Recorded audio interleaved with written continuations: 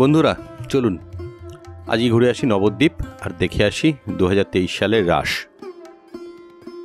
আমার জন্মকর্ম সবই কলকাতায়, সেজন্য ছোটোবেলা থেকে কলকাতার দুর্গোৎসব দেখে আসছি এবং তার সাথে কালী পূজা এবং অন্যান্য পুজো, নানা রকমের উৎসব। আমার চোখে দেখা কলকাতার দুর্গাপূজার থেকে বড় উৎসব আর কিছু নেই। তবে এই বাদ দিয়ে আমাদের পশ্চিমবঙ্গে যেরকম জগদ্ধাত্রী পুজো হয় চন্দননগরে এবং কৃষ্ণনগরে, কাটোয়াতে কার্তিক পূজা শুনেছি, সেগুলো দেখার সৌভাগ্য হয়নি। তবে বেশ কয়েকবার নবদ্বীপে রাসে গেছি। নবদ্বীপের রাস কিন্তু খুব হাইপার উৎসব, মানে 24 ঘন্টা ধরেই নাচ গান লোকজন চলতেই থাকে। জগদ্ধাত্রী পুজো শেষ হয়ে গেলে তারপর তো সেই ক্রিসমাস, মাঝখানে আর কোনো উৎসব নেই। সেই মাঝখানে পড়ে হচ্ছে রাস। আর নবদ্বীপ হচ্ছে কলকাতার আগে বাংলার রাজধানী এবং প্রায় 1000 বছরের পুরনো শহর। এই শহরের মধ্যে ইতিহাস এবং আধুনিকতা দুটো মিলেমিশে একাকার হয়ে আছে। সব কিছু মিলিয়ে ভালোই লাগে। আমি আপনাদের সাজেস্ট করব আপনারা অন্তত পারলে একবার রাসে যাবেন, যদি অবশ্য আওয়াজ আর ভিড় সহ্য করতে পারেন। একটা অন্য রকমের উৎসব, ভালো লাগে। চলুন তাহলে নবদ্বীপ সম্বন্ধে কিছু কথা বলে তারপরে বাকি দিকে আস্তে আস্তে এগোই।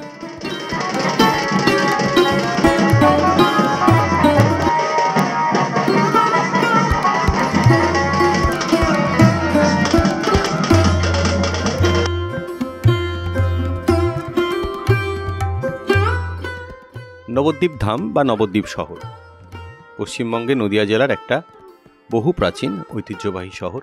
চৈতন্য মহাপ্রভুর জন্মস্থান এবং সন্ন্যাসপূর্ব লীলাক্ষেত্রের জন্য বিখ্যাত। বাংলায় সেন রাজাদের আমলে নবদ্বীপ ছিল রাজধানী। 1202 সালে রাজা লক্ষণ সেনের সময় বখতিয়ার খলজি নবদ্বীপ জয় করে এবং তারপর থেকেই বাংলায় মুসলিম সাম্রাজ্যের সূচনা হয়। একসময় নবদ্বীপে প্রচুর সংস্কৃত চর্চা এবং বিদ্যালাভের পীঠস্থান ছিল এবং সেই সময় নবদ্বীপকে বলা হতো বাংলার অক্সফোর্ড, কিংবা কখনো কখনো প্রাচ্যের অক্সফোর্ডও বলা হতো। নবদ্বীপে আমরা যদি ঘুরতে যাই তাহলে নবদ্বীপ এবং নবদ্বীপের উল্টো দিকে মায়াপুর, এই দুটো জায়গা মোটামুটি আমরা দেখে থাকি। আজকের আলোচনা নবদ্বীপের রাস। নবদ্বীপে মূলত 3-4টে উৎসব হয়, তার মধ্যে দুর্গাপূজা হয়, দোল পূর্ণিমা নবদ্বীপে দারুণভাবে পালিত হয় এবং সবচেয়ে বড়োভাবে পালিত হয় রাস উৎসব। এই শাক্ত রাস নবদ্বীপের প্রধান উৎসব। শরৎকালে শারদোৎসবের পরেই উৎসবের প্রস্তুতি শুরু হয়ে যায় এবং কার্তিকী পূর্ণিমায় নবদ্বীপে এই উৎসব অনুষ্ঠিত হয়। শাক্ত দেবীদের বিশাল মাটির মূর্তি তৈরি করা হয় এবং শক্তির আরাধনা করা হয়, সেটাই নবদ্বীপের রাসের মূল বৈশিষ্ট্য। প্রতিটি মূর্তিতে কারুকার্যময় নির্মাণ শৈলী এবং বিচিত্র রূপকল্পনা, ধর্মীয় ব্যঞ্জনা, পণ্ডিতের গভীর উপলব্ধির সুস্থির বহিঃপ্রকাশ, শিল্পীর নিখুঁত চিত্রায়ন, এগুলো সম্মিলিতভাবে অদ্বিতীয় উৎসবের রূপদান করে নবদ্বীপের রাস। রাস মূলত কৃষ্ণের ব্রজলীলার অনুকরণে তৈরি বৈষ্ণবীয় ভাবধারায় অনুষ্ঠিত ধর্মীয় উৎসব। তবে নবদ্বীপের রাস প্রধানত শক্তির রসাশ্রিত, শক্তির উপাসনা করা হয় এখানে। নবদ্বীপের জনসমাজে আবহমান কাল থেকেই ধর্ম এবং সংস্কৃতিতে তান্ত্রিক বিরাচারের প্রাধান্য পরিলক্ষিত হয়।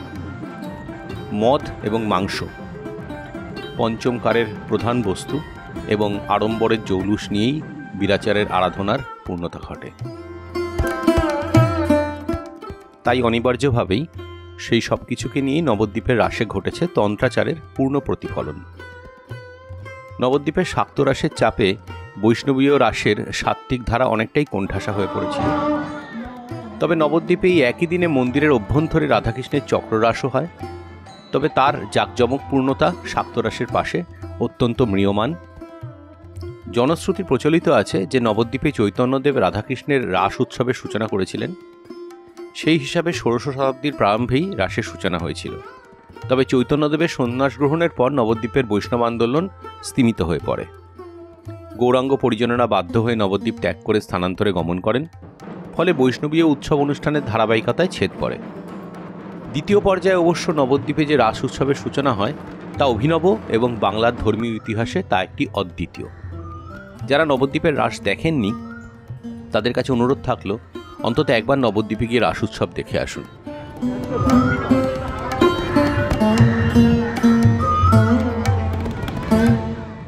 নবদ্বীপের রাসে অন্যতম বড় পুজো হচ্ছে রয়্যাল ক্লাবের পুজো। এটি রয়্যাল ক্লাবের মণ্ডপ।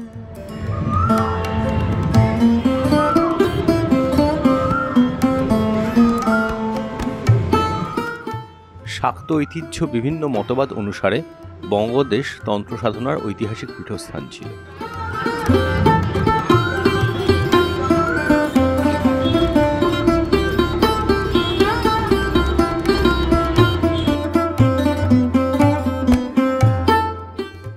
গৌরাঙ্গিনী মাতা, মায়ের আড়ন, নবদ্বীপের সবচেয়ে বিখ্যাত আড়ন, সে আড়ন আমি পরে দেখাচ্ছি। এই ভদ্রকালীর পূজাটা চরিচারাপাড়ার বাজারে করা হয় এবং এই পুজোর বিখ্যাত ব্যাপার হচ্ছে যে এই পুজোর যে ভোগদান, সেই ভোগদান দেখতে বহু মানুষের সমাগম হয়। এই চরিচারা বাজারের ভদ্রকালী পূজার সূচনা হয় মহারাজা কৃষ্ণচন্দ্রের প্রত্যক্ষ অনুপ্রেরণায়। শোনা যায় সেকালে রাজবাড়ি থেকে পুজো আসতো এবং মহারাজের নামে সংকল্প হতো।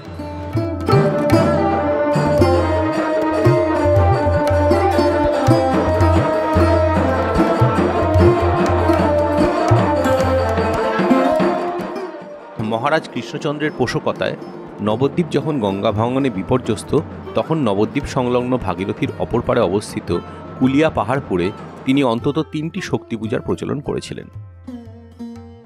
ঊনবিংশ শতাব্দীর প্রারম্ভে রাজা গিরিশচন্দ্রের পোষকতায় প্রবর্তন হয় রাস উৎসবে। এই সময় রাজা কৃষ্ণচন্দ্র ও ঈশ্বরচন্দ্রের আমলে প্রবর্তিত কালী মূর্তিগুলির পূজার কাল পরিবর্তিত হয়ে কার্তিকী পূর্ণিমায় হয়েছিল এবং রাস উৎসবকে প্রাচীনত্ব প্রদান করেছিল। রাস উৎসবের কথা বলতে গেলে সবার আগে যে পুজোর কথা বলতে হয় তার নাম হচ্ছে এলেনিয়া কালী। ঢাকা নিবাসী ভৃগুরাম 1728 খ্রিস্টাব্দে নবদ্বীপে এসে ভাগীরথীর তীরে মহাশ্মশানে পঞ্চমুণ্ডির আসন স্থাপন করে শক্তি আরাধনায় ব্রতী হন এবং এই কালীর নাম এলেনিয়া কালী। এটিকেই নবদ্বীপের রাস পূর্ণিমার শাক্ত মূর্তি হিসাবে ধরা হয়। এই প্রতিমা পঞ্চমুণ্ডি আসনে বিরাজমান। এটি সর্বপ্রথম পূজা হিসাবেও ধরা হয়ে থাকে।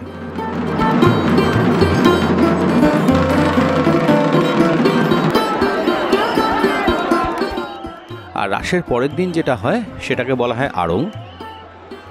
অ্যাকচুয়ালি বিভিন্ন রকমের ঠাকুরের পুজো হয় নবদ্বীপে এবং সেই পুজোর প্রসেশন করে রাসের পরের দিনকে বার করা হয় এবং অধিকাংশ পুজোর স্ট্রাকচার হচ্ছে একটা লোহার গাড়ি এবং লোহার গাড়ির উপরে একটা রিভলভিং স্টেজের উপরে মূর্তি এবং লাইট টাইট লাগিয়ে প্রসেশন সহকারে ঢাকঢোল পিটিয়ে, যাদের একটু বেশি বাজেট তারা আদিবাসী নৃত্যের আয়োজনও করে থাকেন। এইভাবে প্রসেশন করে নবদ্বীপে ঘোরা হয়। আড়ংয়ের উদ্বোধন হয়েছিল রাজাদের আমলে। তখন পোড়ামাতলায় রাজা বসতেন এবং বিভিন্ন ঠাকুর ঘুরিয়ে নিয়ে এসে রাজাকে দেখানো হতো এবং রাজা কোনটা ভালো কোনটা খারাপ তার উপর বিচার করে নম্বর দিতেন এবং পুরস্কার বিতরণ করতেন। একটা আড়ং দেখার জন্য সবাই ভিড় করে থাকে, সেইটা হচ্ছে গৌরাঙ্গিনী মাতা। গৌরাঙ্গিনী মাতাকে বলা হয় নবদ্বীপের রানী এবং গৌরাঙ্গিনী মাতা কোনো গাড়িতে নয়, মানুষের কাঁধে আসেন। আমি গৌরাঙ্গিনী মাতার আড়ং দুটো জায়গা থেকে কভার করেছি, একটা পোড়ামাতলার কাছে, আরেকটা হচ্ছে দেয়ারাপাড়ার মুখে।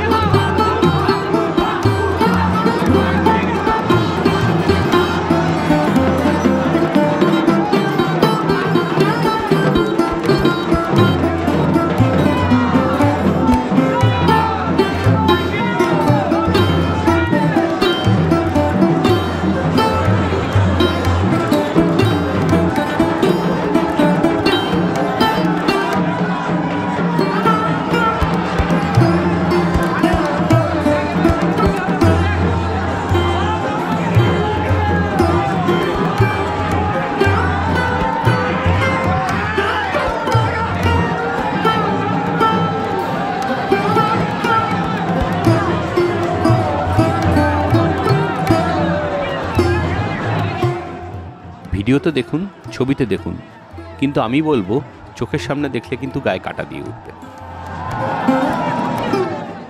এই ভিডিওটা করেছি আমি পোড়ামাতলার কাছের থেকে মাকে এখান থেকে নিয়ে গিয়ে মাঝখানে এক জায়গাতে নামানো হয়। তা আমি আস্তে করে ভিড়ের মধ্যে মিশে গেছিলাম, গিয়ে রাস্তাটা ক্রস করে একটা অন্য রাস্তা দিয়ে গিয়ে আবার যেখানে নামানো হয়েছে মাকে তার সামনে দিয়ে একদম দেয়ারাপাড়ার মুখে একটা জায়গা আছে, সেইখানে পৌঁছে যাই এবং সেইখানে একটু পরে মাকে নিয়ে এসে ঘুরিয়ে সোজা ভাসান দিতে নিয়ে যাওয়া হয়। অন্যান্য ঠাকুর যারা আড়নে থাকেন তারা কিন্তু আজকে ভাসান হন না, তারা কিন্তু সব আগামীকাল ভাসান হবেন। তবে কলকাতা থেকে যদি কেউ যেতে চান তাদেরকে আমি একটা অ্যাসিওরেন্স দেবো, আমি বহু বছর গেছি, আমার মিসেসও আমার সঙ্গে থাকেন, এত ভিড় হলেও আমি কিন্তু আজ অবধি কোনো রকমের মহিলাদের প্রতি অসম্মান কিংবা কোনো খারাপ কিছু দেখিনি। হ্যাঁ, কিছু লোক মদ খেয়ে থাকেন, সেটা নবদ্বীপের শাক্ত রাষ্ট্রের একটা অংশ, কিন্তু তাতে কিন্তু কোনো অসুবিধা আজ অবধি হয়নি। পুলিশ প্রচণ্ড ভালো, প্রশাসন সব কিছু ঠিকঠাক মেনটেন করে এবং আমি বাইরে থেকে গেলেও যেখানে যেরম দরকার লোকাল লোকেরা খুব সাহায্য করেন। যেমন এখানে দাঁড়িয়ে যখন ছবি তুলছি, রাস্তার ধারে দাঁড়ানোর জায়গা নেই, তখন লোকাল কয়েকজন সরে গিয়ে আমাকে বললেন, আপনি কলকাতা থেকে এসছেন, নিন আপনি দাঁড়ান, বলে নিজেরা সরে গিয়ে আমাকে দাঁড়ানোর জায়গা করে দিলেন। তা নাহলে কিন্তু এখানে দাঁড়ানোর উপায় নেই, এত লোক।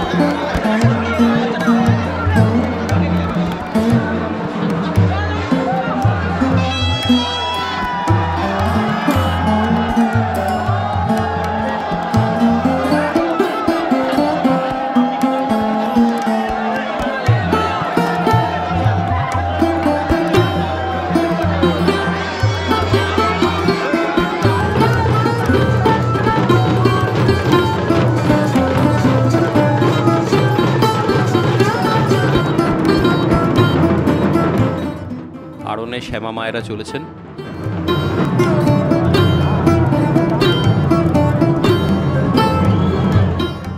প্রত্যেকটা প্রতিমা খুব বিশাল। মোটামুটি যদি নবদ্বীপের পুরনো বাড়ির হাইট ধরি তাহলে দোতলা ছাড়িয়ে যায়।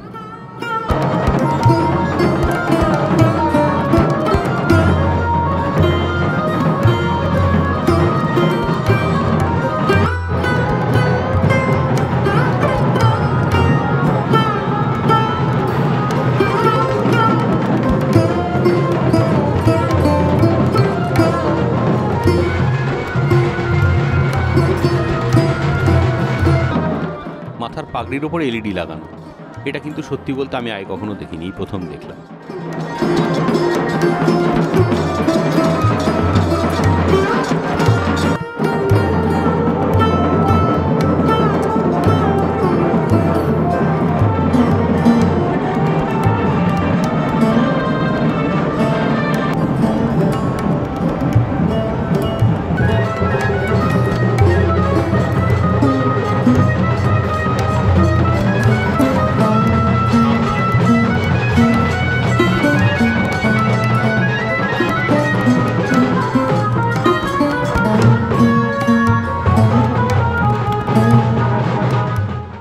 এইটা মেইন রোড।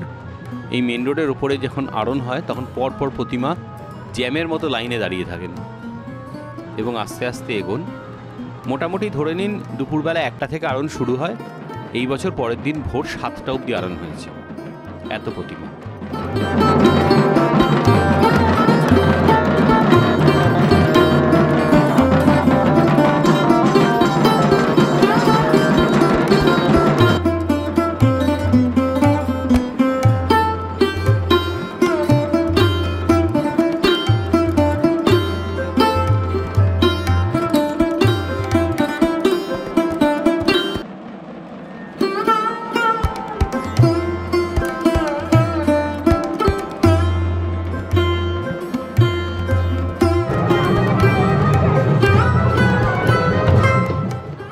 ছোট শহর নবদ্বীপে রাসের সময় খুবই ভিড় হয়, খাওয়া দাওয়া পাওয়া যায়, হোটেল বেশ কিছু আছে, আরও কিছু নতুন হোটেল দেখলাম তৈরি হচ্ছে, থাকা খাওয়ার অসুবিধা হবে না।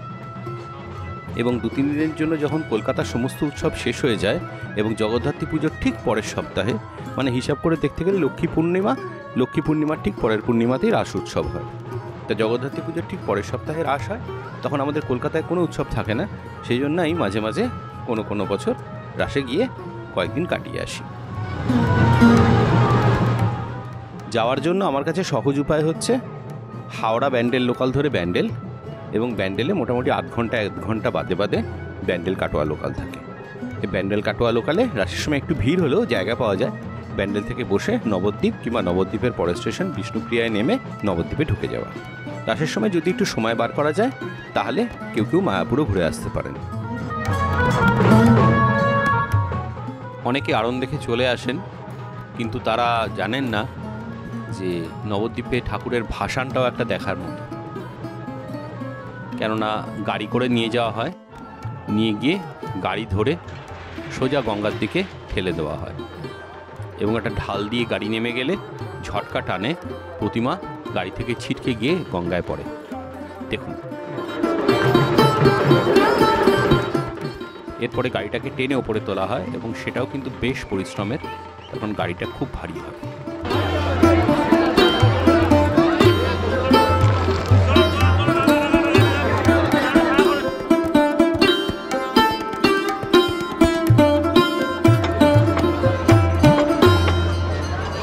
এখন একটা বাইরে আছে।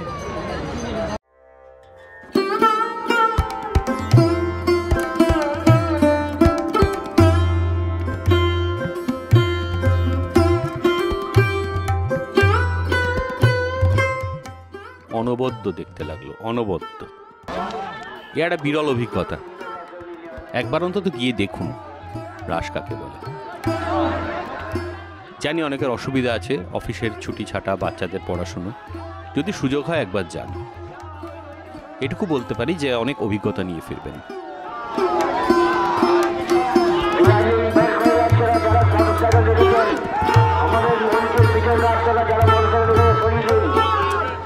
চলুন।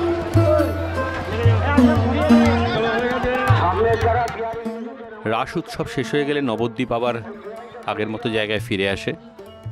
সেই পোড়ামাতালা, রোজকার পুজো, পুণ্যার্থীদের ভিড় এইভাবেই চলতে থাকে।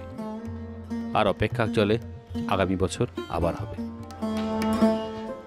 দেখতে থাকুন, সঙ্গে থাকুন। যদি ভিডিওটা ভালো লাগে তাহলে একটু লাইক, শেয়ার আর সাবস্ক্রাইব করবেন। আর একটা ভিডিও নিয়ে খুব শিগগিরই আসছি। Thank you.